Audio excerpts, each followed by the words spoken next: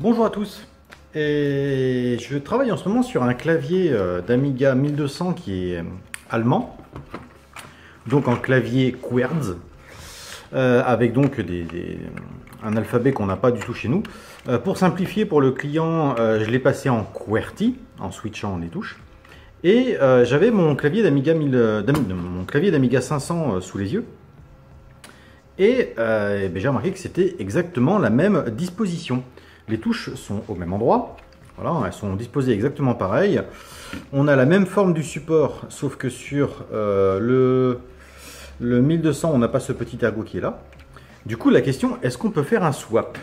C'est-à-dire, est-ce que je peux prendre le clavier, la partie clavier, donc la partie plastique de mon 500, et la coller à la place de celle de mon 1200?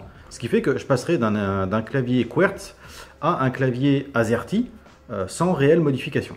On va voir ça tout de suite. Bon, je viens de démonter le clavier du 1200. Et encore une fois, ce qu'on peut voir, c'est qu'il y a énormément de saleté. Alors là, il y a un peu de tout, hein. Il y a à manger, il y a à manger. Donc du coup, on nettoiera ça un petit peu plus tard. Et donc voici la partie que je vais swapper. Donc la partie QWERTY, donc celle-là, je ne vais pas m'en servir. Je vais récupérer celle du 500 et voir si on peut la transposer sur cette nappe. À mon avis, c'est possible. Parce que dans l'histoire de Commodore, ce qui a tué un peu la marque, c'était ce besoin de toujours faire du fric et de la rentabilité. Et c'est ce qui a tué d'ailleurs Commodore. Mais il fallait tout le temps tirer sur les prix. C'est pour ça qu'on a beaucoup de cartes, notamment le 600 et 1200, qui ont plein de petites options, mais qui n'ont pas été ajoutées.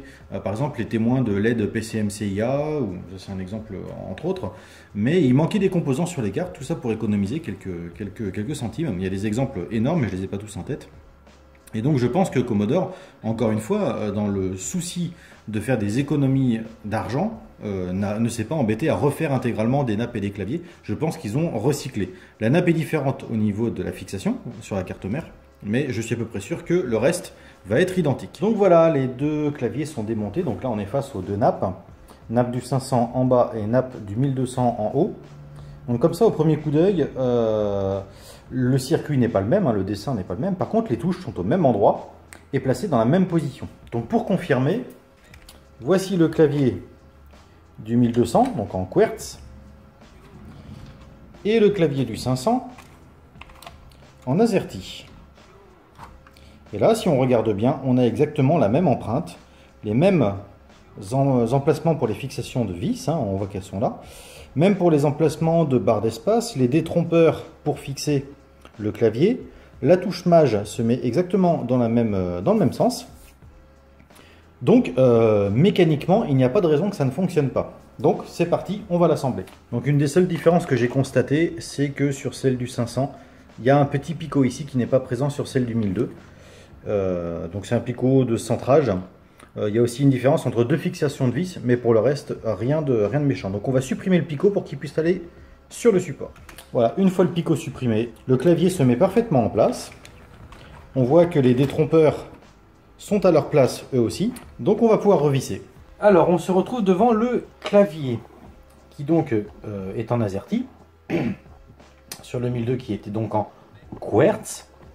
Et on va démarrer l'Amiga. Donc l'Amiga est démarrée.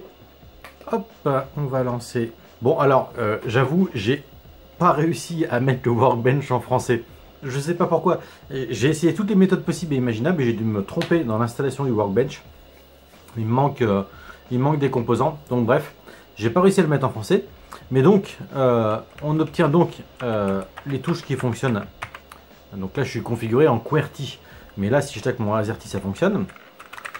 Tout fonctionne correctement. Si je mets en majuscule, j'ai bien les majuscules. Le pavé numérique fonctionne parfaitement.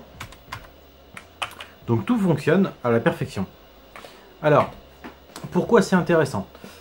Il faut savoir qu'actuellement, les Amiga 1200, ça court pas les rues. Si vous voulez vous en procurer un, ça coûte une fortune.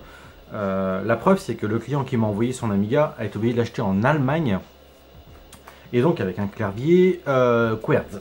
Les claviers d'Amiga 500, 500+, ça vaut pas très cher. Et donc, on peut se permettre d'acheter un Amiga 1200 étranger avec un clavier qui ne correspond pas du tout à notre alphabet et le convertir très facilement à partir d'un clavier d'Amiga 500. Voilà, l'idée elle est là. Le clavier d'Amiga 500 et 1200 sont swappables. Je ne sais pas si c'est un terme qui existe, mais on va l'utiliser sans souci. Donc, ben voilà, c'était une petite vidéo tuto, petit truc. On se retrouve prochainement pour une vidéo sur ce fameux Amiga 1200 allemand qui m'est arrivé cette semaine. On va faire un petit débrief dessus. Sinon, je vous remercie d'avoir regardé cette vidéo et je vous dis à très bientôt.